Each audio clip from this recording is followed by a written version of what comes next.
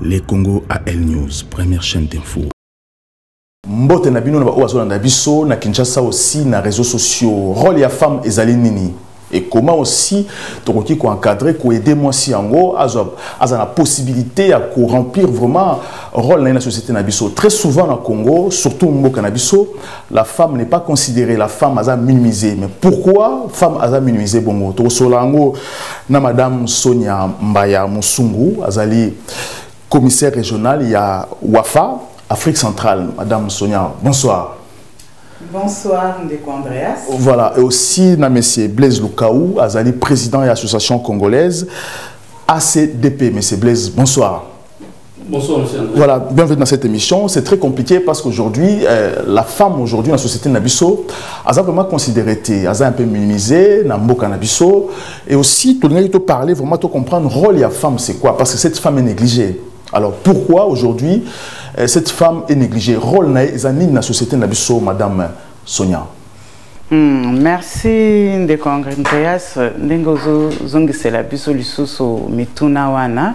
Surtout na mois de la femme oyo comme aussi là ezali esengo mingi toya awa poto sakola makambongo itali vraiment moi c'est rôle de la femme na mboka na biso minimiser oui parce que déjà moi si yango yemoko ayebi ba droit na été nde musalo biso tozo sala ba association pote basi ba yeba déjà ba droit na bango. Mais ce qui peut totali, le rôle de la femme n'a pas tellement changé depuis la nuit des temps Tilelo. Et changer Karamuke to Lobango Sima. Moi, Belo Kamike Bakisami. Mais le rôle de la femme a toujours été celle qui tient le foyer. La femme, c'est celle qui donne la vie. Yenda Abota Kabiso, Yenda Boko la Kabiso, Yenda Simba Kandako, Yenda Ale Sakabiso. C'est-à-dire, c'est le pilier de la maison. Il y a société. Il y a société, le quoi, société, donc c'est le pilier de la société.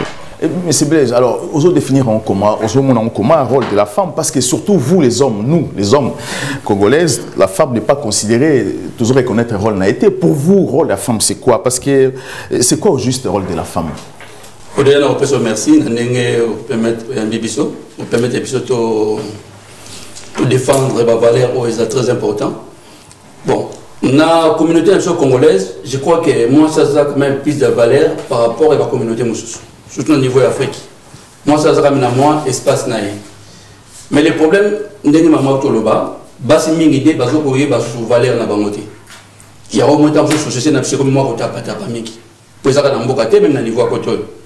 Or, moi si tu es ba maman ba koko, valeur à moi si il y a un de ça là que force à mobile. Un homme fort, sans une femme forte, et simbaté.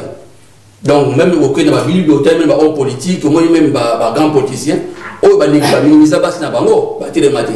Moi, j'ai peur oyo, parce que rôle à moi, si les oyo, pas si à ma casse, Ndeko Andreas. Moi, si, allez, que ça, la thème au bal, il y a la leader, non, on a la loi à nature, bisous dans la Bible, depuis mon kilesa, même dans la vanille, au moment moi, si on a trouvé mobile comme leader, au moment où on va permettre mobile à avancer, payer mon père pour s'avancer, ça va avancer.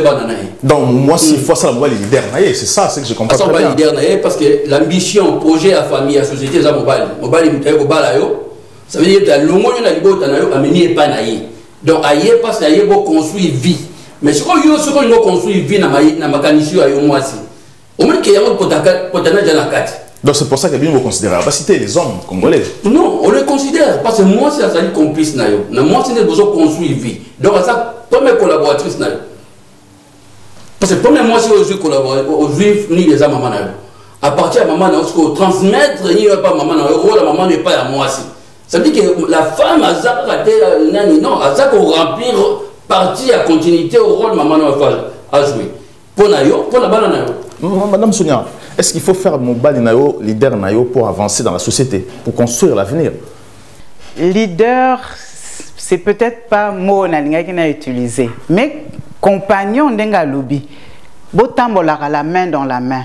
Botambola kanzela moko. À l'égalité ou différence? Si tu veux, au vu que bah moi mususu nalinga que utiliser te égalité ezarana eseka mosusu hein égalité ndenga nazalo baka égalité des chances égalité bana basi bana mibali batanga ba droit batanga bango nyonso ndenge moko ezala na musala même travail même salaire wana nde égalité. Bon, physiquement peut-être égalité égalité. Mais kotambola elongo. Yangwana awa ba totangi siko genre elingo loba nini. Genre elingo loba ke yo nangai mwasi na mobali batambola elongo pote bakoka ko s'émanciper, bakoka ko s'épanouir parce que ba constater que ceux qui moko atikali na sima mokili repoussa na te. Est-ce que la femme aussi a qui komatisa mobali na ko élever aussi mobali na Si. Mais comment cette femme a dans la capacité aussi à élever femme? Mais tolobi ke aza pilier ce kaza na ndako ce qui a décidé que avant dans ndako pona pe photo lobelango il faut ezala pe choix na ye ya ye na mobile ne que yo mama okovanda na ndako bongo ba bongisango na lingi pe lelo to lobela moi parti wana c'est-à-dire awa to ko lobela moi si bavandi na mobile hein ako ce qui va décider que maman yo kovanda okoboko la bana papa yende akosala libanda puisque yo pe otikali na ndako ozo salate ozo pesa kimia.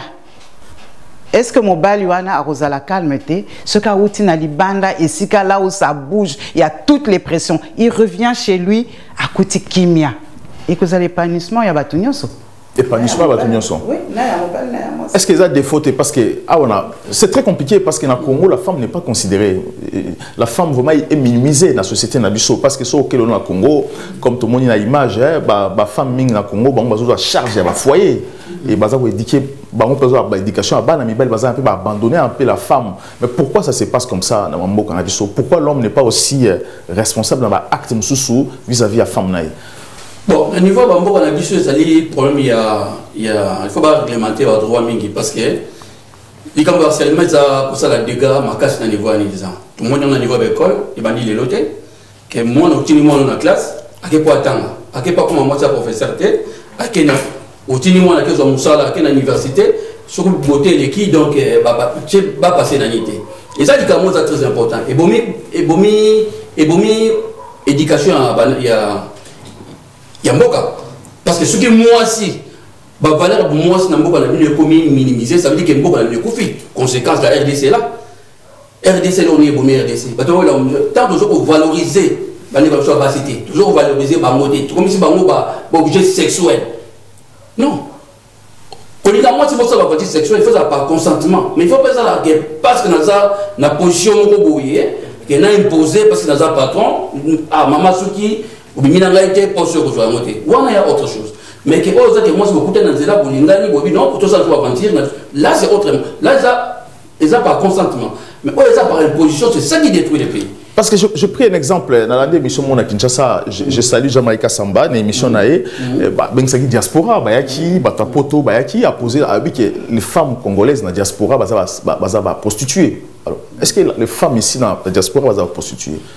Mais déjà ils ont manqué de respect. Parce que c'est une question, mais c'est une question qui a été posée par moi une émission, que les femmes, parce que c'est une émission pour la diaspora s'exprimer, on va accuser on a Congo. On a talaki à moi, mais on déjà traité ah, on a cette émission. Attends, l'émission, moi on a dit que déjà moi prostitué, déjà ils ont manqué de respect. Au moins tu fais dans la biso, dans la poto, tu fais dans la basse na biso. Non, moi c'est pas pour nous mais ça dans la catégorie là. Et puis majorité à base bazaba ndumate. Et le président ça peser na base sur na poto, c'est la famille. Au rôle la parents, il y a famille. Ba parents les aki liboso apesi mwana na ye ba balier. C'est qu'il y a que mwana ba balier, na ko sala makamna sima mwana nti soit passé na zela on ba na été ndebi to yebaka ko biso to ko da mboka. Mais les comme mwana fait na ndako famille à moi si et on la pression à moi si. Mais par contre, il y a ma pression à Kinshasa ou Awa? Souvent à Kinshasa. Basi mingi, tout le monde va pas le côté mingi, passer pression à la famille.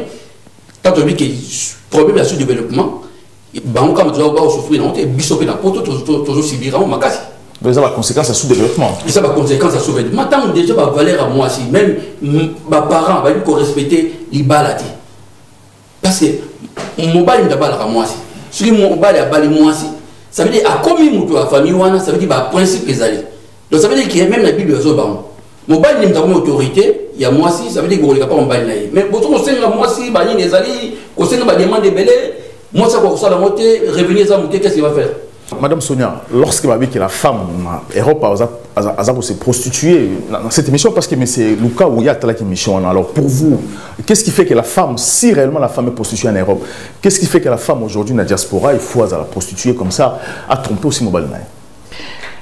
Prostitution, d'abord, on a déploré justement le fait que des journalistes à Tanguy Likamba prostitution pour la basi il y a diaspora. Moi je suis pas d'accord.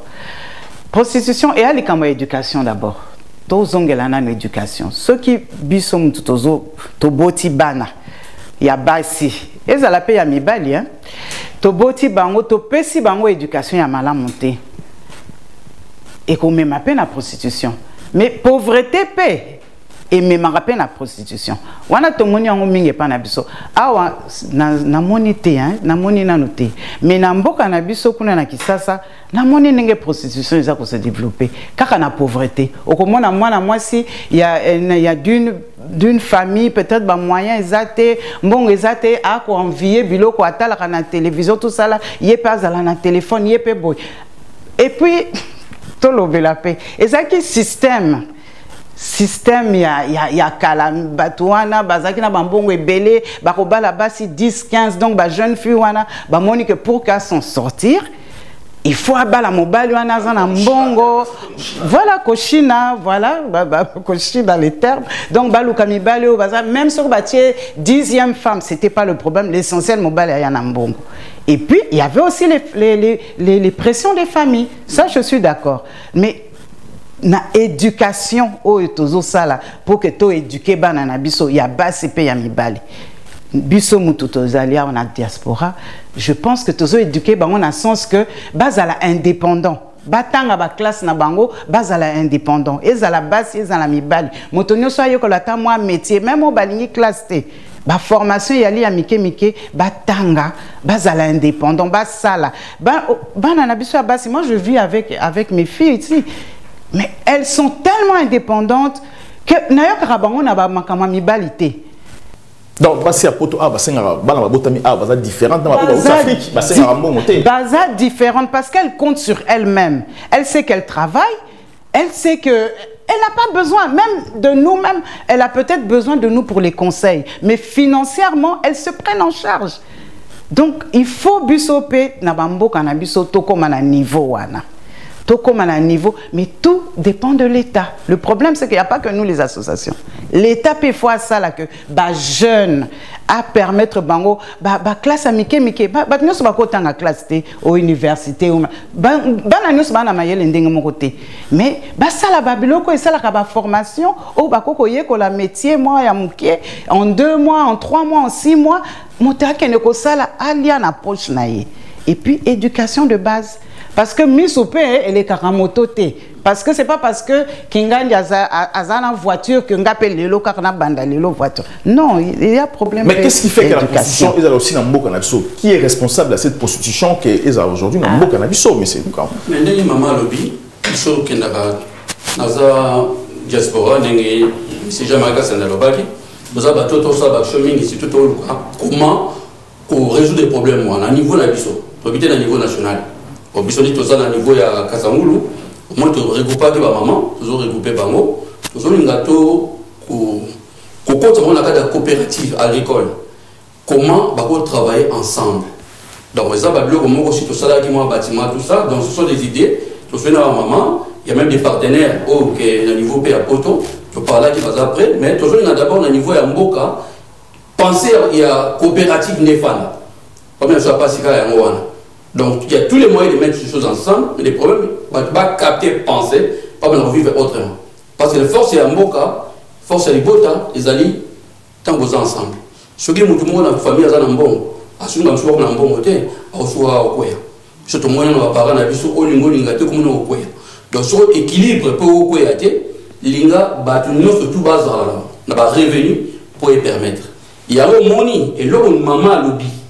Mais tout ça, ma fille, il y a une colonne tout ça, comme moi, jamais, Badouana, à repenser dans mon balité.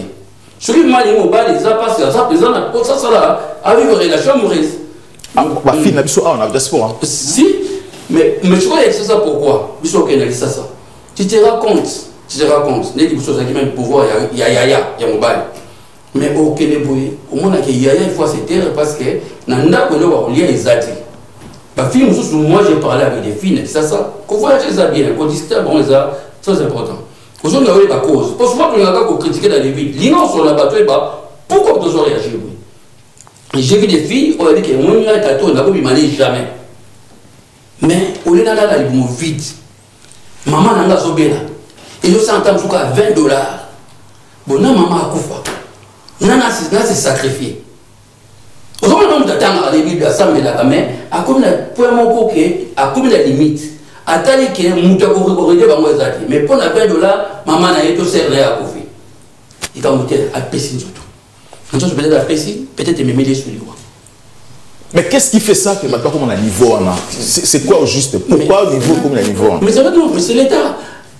Donc l'État est incapable de recouper sa vie meilleure dans ma famille. Donc c'est problème de famille aujourd'hui. Mais le rôle de l'État c'est quoi? Biso c'est pas n'importe quoi. Le rôle de l'État, ne va pas bana la biso. Parce que bana pela biso, c'est tout qui Congo. Mutu mbaso comme ba congolais au baya qui tout bali ba tout ça. Parce que baso bazali na bani ça. Baye awa passe bazuli l'État organisant na mutuni mama bi. Au ça au côté en classe, ba formation sali, nous ça la plus sali. Awa même femme de ménage. À son barandako, à son Mercedes. Donc, pour ma Mercedes, pour son mandat, je sais la terre aux cadre. Même femme, moi je connais beaucoup de femmes de ménage.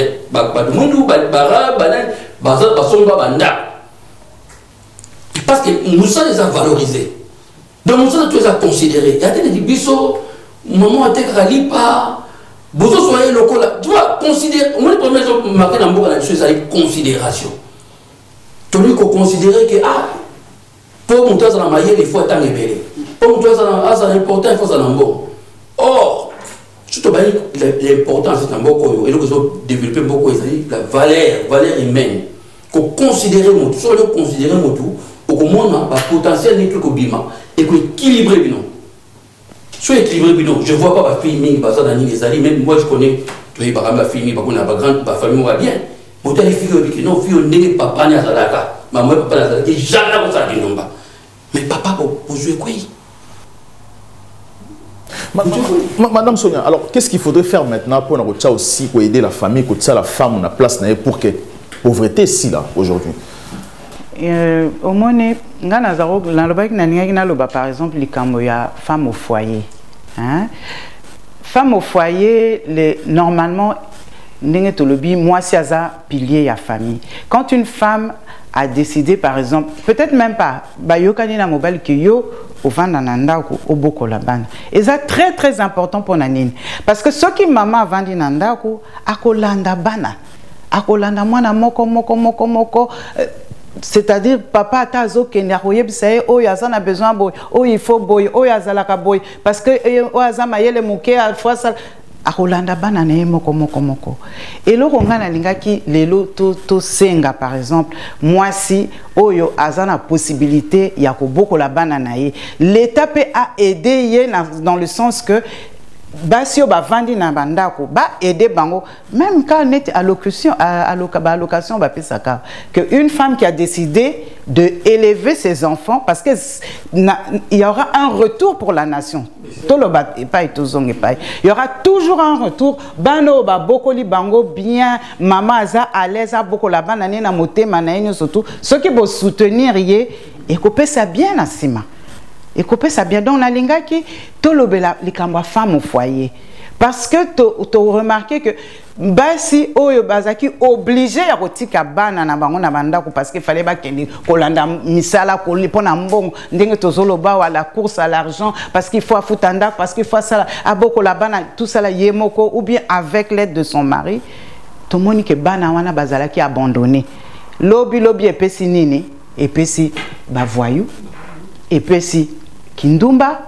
Parce que les enfants ne se retrouvent plus, bah toi quoi encadrer bango bazala quitter. Donc nalinga qui vraiment lelo soko tokorai kopé sa moi valeur na likamba statut ya moi si hein statut il y a femme au foyer, ça souvent négligé parce que au moins coca tangate pardon sinon on robosana parce que et ça la canine moi si il a décidé qui a beaucoup la bana siko ba koli maintenant atanga ki moi classe nazaki na ou bien sali moi formation pour que ne sala ba comme akona ba tunier expérience ba ko tia 0. Pourtant, elle a passé 10 ans à la maison en train d'éduquer ses enfants. Maintenant que Bananae Bakoli, il ne peut-être pas se retrouver à Kenepe Kosala Moussala, au moment où il y parce qu'il y a salaté. Le bazar expérience. Nga elo on a linga qui les loto profiter que ce qui statut wana ekoki kozala na bambo kanabiso revaloriser. Toujours le baril kamako revaloriser moi c'est le statut de la femme au foyer. Ce qui ekoki kozala valoriser parce que kozala toujours bénéfique pour l'État. Parce que quand on veut parler sur statut à femme a beaucoup là-bas. Mais les femmes maintenant au Congo déjà, parce qu'on a le goût de travailler, et vous créez des difficultés aussi pour que vous éduquiez les gens. Mais vous avez vu que moi si wana azala yemoko pe azala na choix. C'est-à-dire quelle est la possibilité de décider. À tangi classe, c'est bien. Mais quelle est la possibilité de décider le quoi on a banni kobota. En même temps, nazo sala musala, toye bien ouais, ezala pas ozo kende musala, otiki bébé nanda puisque on a qu'un petit temps, 2 mois, 3 mois, il faut zonga musala. Mais na lingi moi si wana ba pesa y choix. C'est-à-dire sera lingi sala musala, alingi ba bokola atika bébé na ye nanda kona ba nounou ou bien c'est un choix. Et c'est-à-dire tout comme à un niveau que eza choix nanga moko na linga kina keno sala musala mais ezalate que naza obligé na keno sala musala pona boko la bana tu vois je sais pas si na compris ça moi différence na lingi ezala un choix lelo moi si tozo bunda ba toutes ces luttes tout ça ezali pour que la femme ait aussi le choix. Quel est non seulement le choix d'aller travailler mais quel est aussi le choix par exemple pour la maternité. Hein? Pour la maternité, c'est pas parce qu'à côté Libala, bon, avec la pression des familles, tout, allez, à la Nisabana, parce que dans Simaba Kotala, oh, moi, si on va bali à Botakate, Nalingi, moi, si on a choix, que avant dit, babandi Libala Sika, bako sala, bavani même une année, na mobali, baye bana, ba sepelana, no pe bangomi balé, qu'ils apprennent à se connaître, et puis, bah, décider ensemble, bon chéri, hein, les lots, mais que ça ne soit pas une pression ou obligation que il faut abattre, non. Je veux que la femme ait le choix. Mais il ne faut pas oublier que l'homme congolais a un peu décalé parce que l'homme congolais a confondre ce que moi si nanda pour comme le rôle esclave naïe, a droit pour la femme voilà, a le rôle esclave, mais c'est blaise. Bon, Ngaï, je dis toujours que l'Europe les avantages de faire une Europe, il faut comprendre quand on a l'association, il faut comprendre la vie de la société. Parce que souvent, dans le Congo, la vie de la société, tu vas bien monter. Même ceux qui font la politique. Ah, tout le monde dit, qu'est-ce que la vie de la société? Important, c'est la vie de la société, il y a un monde qui est dans le monde. Effectivement, dans le concert, on a sali, moi, si on a sali, à ta mingité, à ta quelques heures, on a reporté plus pénanda, pas seulement en matière d'argent.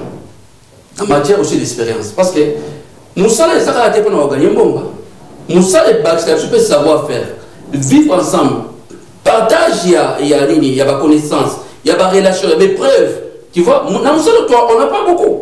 Celui qui ne travaille pas, les directeurs de la côte, c'est tout bimi. Tout bimi, tout ça, tout ça. Mais moi, je suis africain en Ndako. Avant de dire que peut-être manière de dire que ils ont correspondre à la société actualité. Il y a un moment où on a un décalage. Parce que l'éducation va imposer par nous. Dans la société, ils ne correspondent pas à la sukoyo. Au moins, la capacité de nous sommes intellectuels va se retrouver. Allez, moi, on a manqué repères. Or, les parents sont là pour donner les repères à leurs enfants. Donc, il faut aller chercher des repères. Même dans le monde professionnel, dans le monde amical, dans le monde associatif, tout ça. Les gens permettent le monde associatif. Moi, je te conseille beaucoup là-bas. Et ça va pour adhérer à l'association. Et ça, richesse.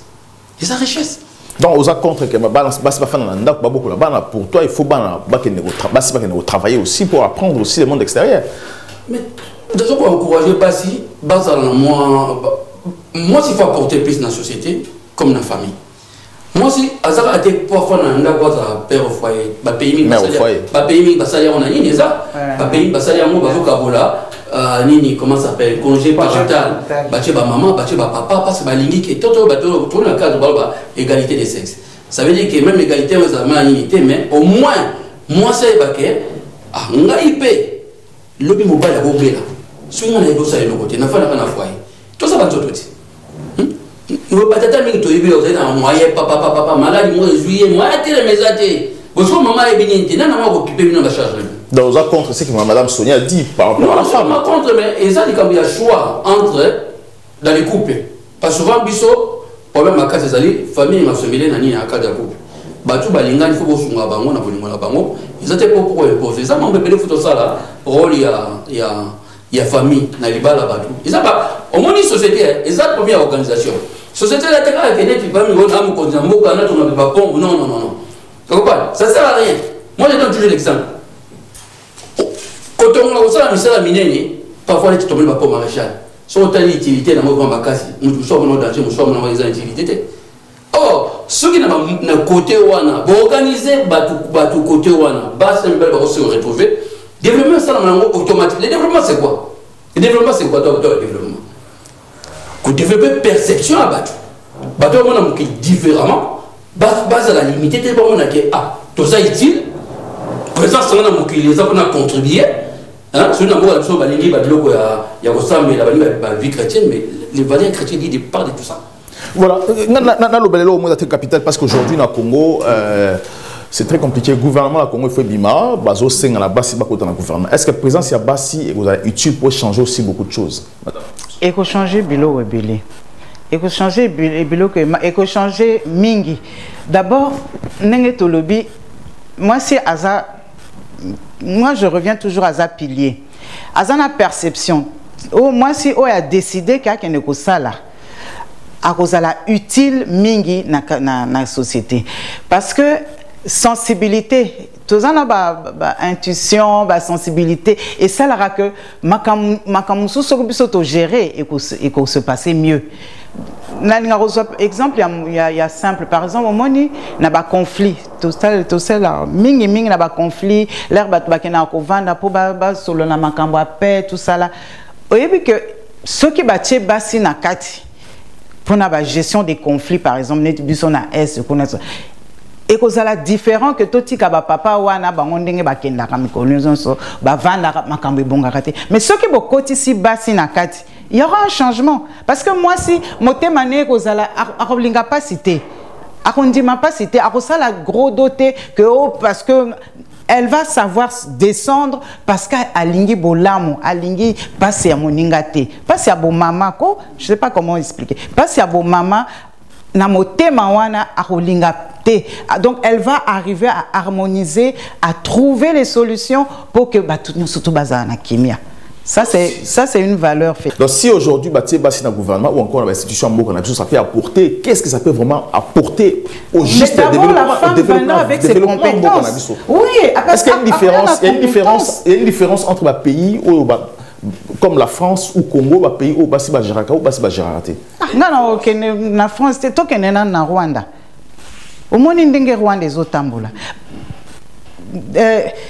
Président Kagame a pesi valeur na mwasi. Mais kene kotala mboka na baninga ndenge eza ko vanda ba vandi bien ba vandi kimia. Moussa les os salama parce que il y a le mélange, il y a le genre, il y a les femmes qui travaillent, il y a les hommes qui travaillent. Batiki et moi si pembenité. Yo moko otali. Oui, ça, je vis ça. C'est un exemple à côté de chez nous, de l'autre côté de la frontière. Donc, monsieur, ça défaut parce qu'il y a des gens qui ont plasté. Pourquoi vous, les hommes aussi, vous avez dit là-bas, c'est plasté, aussi parce qu'aujourd'hui, le gouvernement fait bima, vous avez un parti politique, nous avons un gouvernement. Pourquoi vous avez dit là, moi, si espace aussi à respirer pour le développement de tout le pays, il y a un développé, exemple, il y a Rwanda. Rwanda a cotisé une base. Parce que des natures déjà, où il y a plus arrogant, plus brutal, tout ça c'est mobile.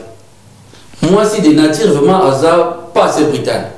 Donc ça veut dire que moi si, et ça des naturels, il y a déjà ça qui pas sur au PC, ben c'est dans la poto. Mbongo oyo, pour jouer à mouké, ce qui moi si à moi nango, au moins on a géré nani même bon moi parce que mon père moi on lit à 2 jours 3 jours donc tout ça bah quand on joue la gestion bah ça tellement bon et ça va valeur naturelle et ça va valeur naturelle et puis c'est quoi tant au gouvernement quand on va bas que moi c'est là pour moi c'est tant là moi c'est compétent à développer ma capacité il y a couper ça na bateau parce que moi c'est ma limité comme il va nous souffrir ça va développer ça va servir à rien bon tu as place là aussi si les problèmes il y a compétence quand on dit compétence biso de confondre étude na compétence c'est deux choses différentes tout le monde a besoin des ala na classe non maman a développé bloqué makabela mboka oyo tout par exemple les grands ministres il y a finance ou à l'équipe bangotou Biroko voix à autodidacte et pas comparer ministre mon côté finance ou à salam malam le voilà yade mais autodidacte ça veut dire que on va développer on va rocar va développer pas valeur parce que va RSA va bloc ça veut dire que c'est ça beaucoup de choses à bateau va ça développer pas valeur on va développer que n'a pas poche ça la plaisir il y a président meilleure façon ça la plaisir dans le président et ça pour ça la boula mon propre président ça la valoriser tu vois aujourd'hui c'est des bisous de la société civile tout ça pas politicien c'est juste la chose à dire le président c'est qui les années c'est une chose à dire ah ça un bon président c'est qu'on cherche quoi d'avoir un bon président donc la président va détruire tel non on a besoin d'un qui est bon ou à comprendre les sociétés quel que soit forme quel que soit âge quel que soit l'essentiel à ma binarai peuple tout évoluer dans une mentalité parce que au moins sur la zone de makam oyo visto ça va œuvre même l'association même la diaspora et les missions de la diaspora parce que pour il y a mentalité il y a perception bah tout manière na ba mona makambo ils a tellement ils a blocage pour permettre les sociétés à évoluer. Alors aujourd'hui comment on dit ça là pour que notre femme notre société est comme meilleure parce que aujourd'hui toujours parler sur la femme. Comment valoriser cette femme? Comment accompagner cette femme à la meilleure pour sauver aussi la société Nabiso? Parce qu'il y a il faut d'abord l'esprit militant. Il y a un moment donné dans le cadre de l'association Autocha, au niveau de Kassangoulou. Tout ça, on a un cadre qui est formé dans Misala et puis former bango ba travailler ensemble na quelques papa. Comment vivre ensemble, comment travailler ensemble. Rôle il y a moi c'est que rôle nangai ezaka kati na niveau d'agouté mais il faut apporter dans la société parce que la société oh les ezali bo biso toujours ezatana biso mais il faut préparer toujours futur pour préparer futur il faut chaque maman quand je dis maman ils a oh toi la capacité à remonter pas seulement même moi qui passe à maman déjà le fait d'être femme c'est être maman déjà non maman ils ont beauté déjà femme tu peux être femme ça être maman il faut faire la différence moi ça comme maman soit beauté à comment maman sera adoptée aussi soit bien adoptée maman ça va dans moi que ce soit dans la voie d'attirer soit dans la voie adoptée ou pas dans la fonction comme femme mais soit dans la maman ou pas gérer toute une groupe qui est abattu par sa maman on constate maman c'est une femme pour une femme étant que femme à la femme à l'esprit militante pour y permettre mais ça pas femme on va l'esprit militante tout le maman au moins basé à bouer basé comme militer banini pour la cause au moins tant que militante on y a cause parce que qu'on résout les problèmes au sang et la cause nango à tout tu vas milliard ici mbade il y a moi dans ce temps je mbade mais il faut qu'on identifier le problème il y a faut maman ba quota na action ba quota ba mouvement associatif tout ça pour permettre de identifier makambo l'état c'est une possibilité parce que temps aussi l'état va travailler bien travailler d'abord former ma maman, former ma activité associative, ma formation, ma activité collective, parce que bon on a valeur collective, pas la valeur individuelle. Mais c'est quoi la cause au sein de mon bal aussi à négliger femme dans le Canada sur l'extrême Congo? Cause mon bal négliger moi aussi c'est quoi? Moi je vois par rapport il y a homme. Je fais l'exemple homme entre les Congolais, na Malien banini, la preuve année de faire une chose na Kodo. Moi, surtout, il y a Africain, surtout. Je suis passé à ça, le choix entre les Congolais et les Congolais. Moi, je suis un Congolais. Très bien. Mais pourquoi les Congolais? Parce que les Congolais, malgré les bisous, tout ça, normalement, valeur, ça va passer, ça va même pas. C'était la liberté, la valeur, parce que tu as beau t'ami, tu vas ensemble dans la dégo. Tu as nanda ko na différence c'est que notre connaît la différence on a des choses à obasi to connaît la différence on a dit to connaît la différence on ça c'est que ni les ba chi na moi liboso pour le moi pour ma force ko protéger ba ni na base ya mo ba chi ki so que non bino mi ba ko protéger ya mo so ki muto sakana mo ni ndeko na mo na kopemo bo ça tout bo bo gérer soit ba ma kofi soit ba ni les apos pour préserver dignité à il y a femme. Mais qu'est-ce qui fait que si c'est comme ça, si réellement comme ça, mais à la longue maintenant, pourquoi Mobali Wana a toujours au devant de l'institution, la gestion de tout, et puis saboter la femme, si réellement c'est ça, l'éducation de la femme. Non, c'est un problème des femmes elles-mêmes. Au moins, nous vivre on a bâti tout ça, tout ça de action, tout ça. Moi j'ai travaillé dans ça de ma boutique, j'ai fait le travail de femmes. Les problèmes à bâti Nabiso, bah le plus dans le mobile n'a été. Baza plus mato il y a yoka batu libanda ke ayoka mutu azo vivre nae basi mi bazo perdre mabala bango mingi ya moni basi mi so bomi libala tant ke ya mo regretter yo mona tant fa no mbalo baté ke apata mo mbalo ta c'était mon balo acha na pocho mo bo sera basi mi bayeba ba importance mo bala otela yedi ba exemple bazo tant on examiner mo ya moni basi mingi baza ke lelo faut ba pocho mo ba bien bazo tourner à rond parce que bazo ko ba tant ya observer d'abord moi c'est faut ba mbalo vraiment moi si oh avec nous avons consulté dans les fleurs comme mobile nangai alingaka nini pona yeba pese conseil alingaka nini pona yeba ko memaye na ba rêve nae mais basi basala en mode c'est qui est problème basala dans le cadre nan ke asuka bongi on a tous vécu ça moi ça tiki on a dit que sur bongi on va se belé abiso ko bongi on va se belé ça veut dire que tant il a participé au pays Okoi madame, c'est comme ça, okoi parce que bino basi botara bino bozo kota na libulu bino bolingo za na libulu na bino moko. Ce n'est pas les hommes en fait, c'est la femme qui fait ça la chambre. Biso na wafa tous kanisi donc wafa ezali Women Academy for Africa. Donc c'est-à-dire l'objectif voilà, l'objectif c'est que moi si à la former. Mais pas seulement formés dans les structures connues, hein, c'est-à-dire à quelle université, à quelle... Moi, si il faut à la former. Mais il y a liboso, to kanisara que il faut d'abord que moi, si amiye badanu yemoko. Il faut qu'elle apprenne à se connaître. Donc, amiye badanu yemoko. L'air akoye ba amiye biyemoko. Ayebi valeur naye ako s'affirmer. Parce qu'on se dit que au moins n'indeng ba lubio ah bakot sabasi na gouvernement. Mais les femmes compétentes, bazali belé. Mais c'est-à-dire avoir l'audace, n'enge papa lobby, d'aller militer pour te lobby bakot dans un gouvernement. C'est vrai, barozo on anda côté femme au foyer, balamoko bakot dans un gouvernement. Mais il faut un processus, hein? Donc bah former yo ndé obiso tozo ça, to former basi, to attirer attention à bango, amiye ba, a kokako s'affirmer.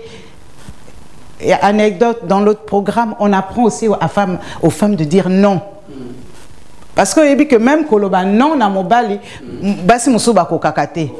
Donc, na ba programme na biso, on apprend même aux femmes, il faut quand ça va pas, tu dis non. Et ça la tozo melanioso parce que comme la peigno c'est qu'on détruire rien. Donc na processus wana o tozo lingana wa fanenge to memarabasi to sara ba séminaire to former bango to pour sur l'affirmation de soi de telle sorte que moto na moto o azana on a kati ceux qui aza diplômés ceux qui aza non diplômés akokako participer dans la communauté dans la société akokako pesa le meilleur d'elle-même na société sur azara na société akokako s'exprimer akokako zala efficace malgré ba diplôme parce que le diplôme d'enge tolobi tout à l'heure na papa c'est pas seulement le diplôme ça suffit pas mais ça suffit il faut yomokope aux anamoa audace pour le gouvernement il faut des femmes pas seulement compétentes mais à la peine à audace militer peut-être entre guillemets dans les associations dans les partis politiques mais pour ça il faut être formé. Tu ne peux pas du jour au lendemain au Lamouki dans la réunion il y a eu des personnes.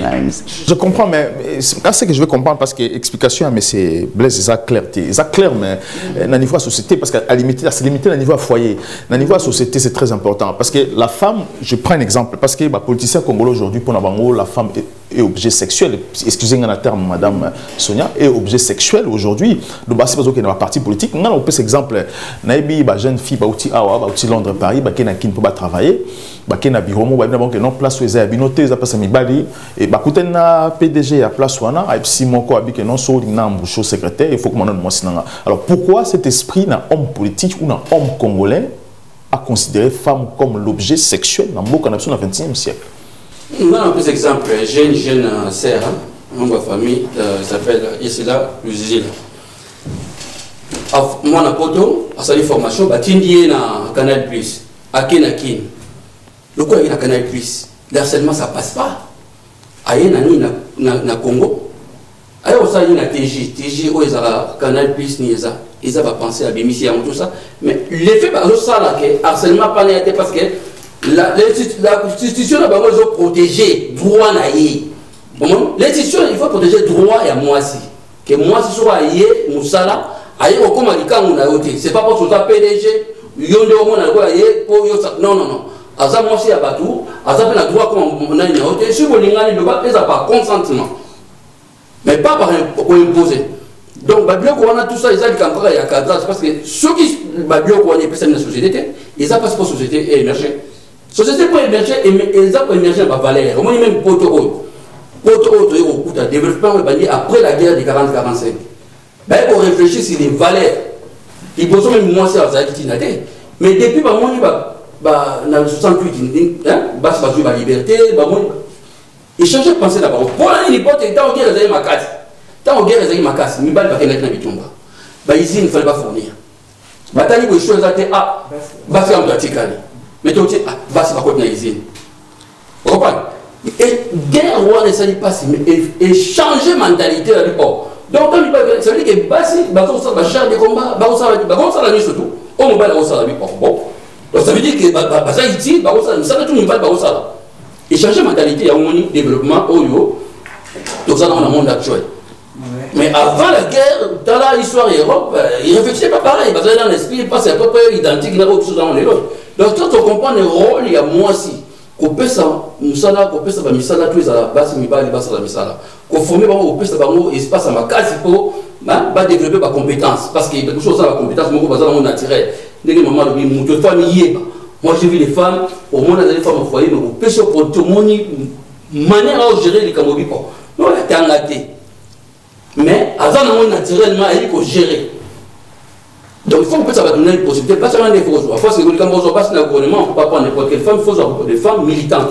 Oui, allez-y, madame harcèlement, papa le bimisi likambo harcèlement. Harcèlement est puni par la loi. Et lingo lobanini. Et lingo lobake l'État n'a protégé basi. Pemi bali, harcèlement est dans les deux sens. Nga na comme un niveau à genre. Pas seulement les femmes. Mais harcèlement, c'est puni par la loi. Mais pour que motoye bake azan azo subir harcèlement, il faut y avoir pas droit naie. Donc il y a le coup la moi et le comment ils ont tourné. Tant qu'on y a pas droit naie, on voyait battre que moto azo harcelé, on voyait battre que moto azo harcelé n'a qu'au fond d'ailleurs. Ne fût-ce que même na hiérarchie, même si c'est la hiérarchie, il y a toujours plus haut pour que ne confondent d'ailleurs. Parce que ngai ba fille on ba beninga ba singa ba fasha ki na tuni ba obisa ki mutona nini agangela ka bina ke non aux la droite parce qu'il y a égalité de l'homme parce que c'est une fille ba botami awa ba koli awa. Alors madame Sonia ngai na yeba aujourd'hui dans Congo pour que la femme a récupéré place à la place naie. Quel homme aujourd'hui il nous faut dans Congo pour que la société la sauver comme on le dit que la femme ne fasse sauver la société. Quel genre d'homme aujourd'hui dans Congo pour que la femme a récupéré rôle naie dans la société na biso. Ndeko Andreas rôle à moi, c'est tous obligés, tous du côté politique. C'est-à-dire, et likolo. C'est pour ça que moi, je suis sur côté Rwanda. Et où tu likolo? Ceux qui na likolo, mokonzi alobi qui va protéger biso, basi. Les lois vont suivre. Ma kamino c'est kolanda. Biso na c'est qu'on a association de tomates. Mais tout ça là. Et c'est le chef de l'État, il faut impulser les Cambouana que après ça moi si place naïe. Ceux qui y a l'école a si place. Il n'y a pas match. Makamunio surtout dans l'ordre parce que tout le bien ils ont état d'esprit. État d'esprit ils ont un cannabis.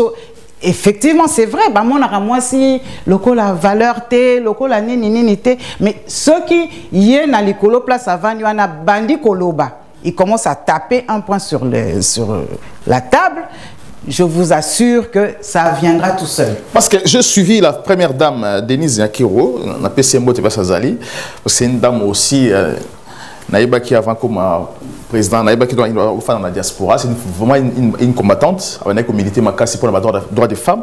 Et aujourd'hui, nous avons la première ministre pour nous réclamer aussi place pour la femme dans le gouvernement. Alors, est-ce que cette femme aujourd'hui a joué un rôle essentiel, à cause de la pièce maîtresse, pour que la femme au Congo aujourd'hui a joué un rôle dans le Katamboka? Bon, tu as première dame pour l'année.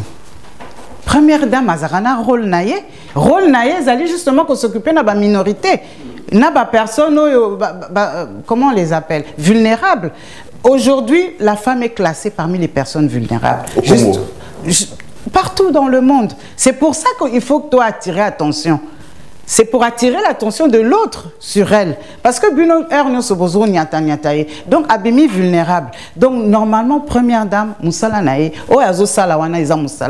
c'est-à-dire à attirer attention que attention normalement il faut que des longo. Mais première dame,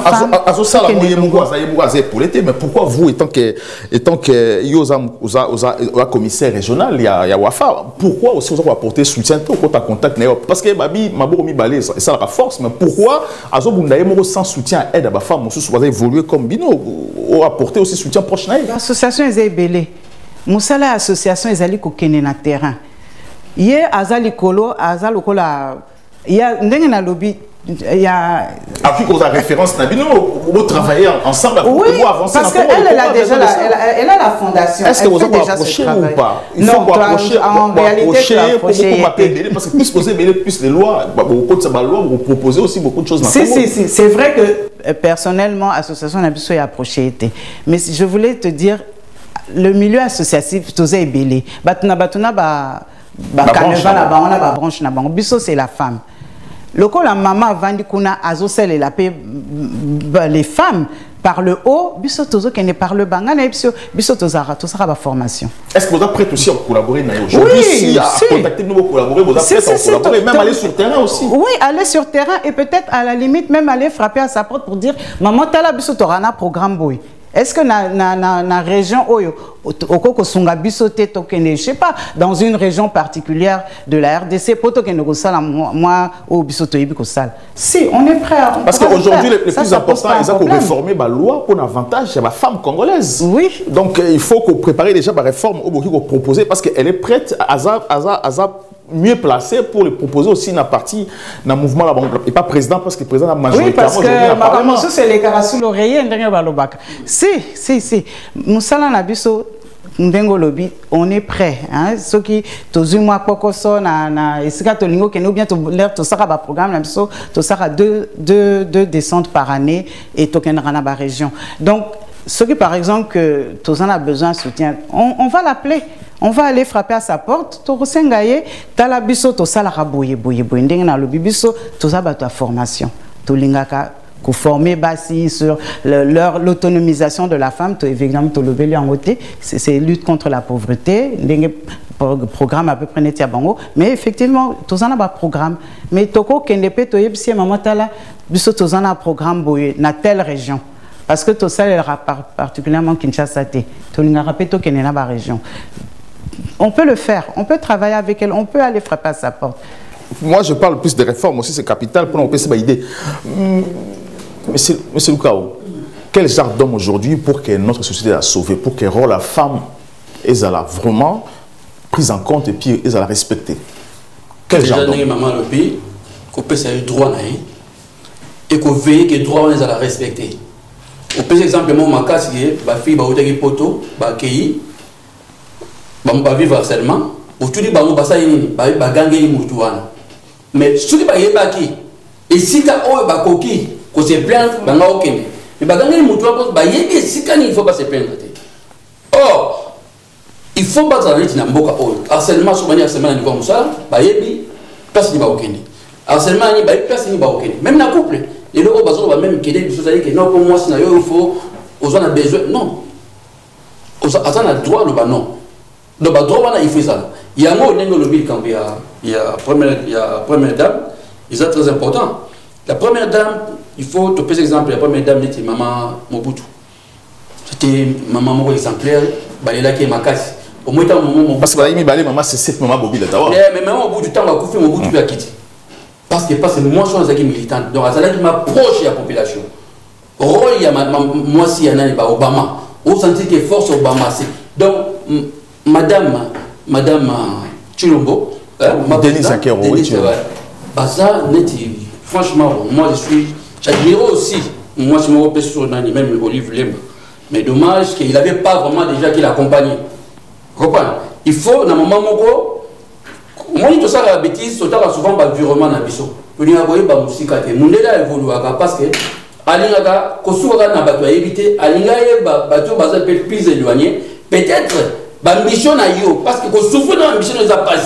Au niveau de la bonne pour mais on va permettre de compter la banque, on va permettre de bonne ça. L'INA élargir le champ relationnel, champ banni, autant de mission des alliés, de temps en temps, moi je peux conseiller, qu'on s'arrête à la conférence, les qui sont une apoto.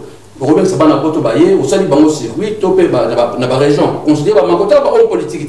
Je vois maman, la Sewana, Bassa, ma bilanga. Yoka bango, nous sommes moins na Semazana, ma Kantebele, au côté de Nicolas Zanangote.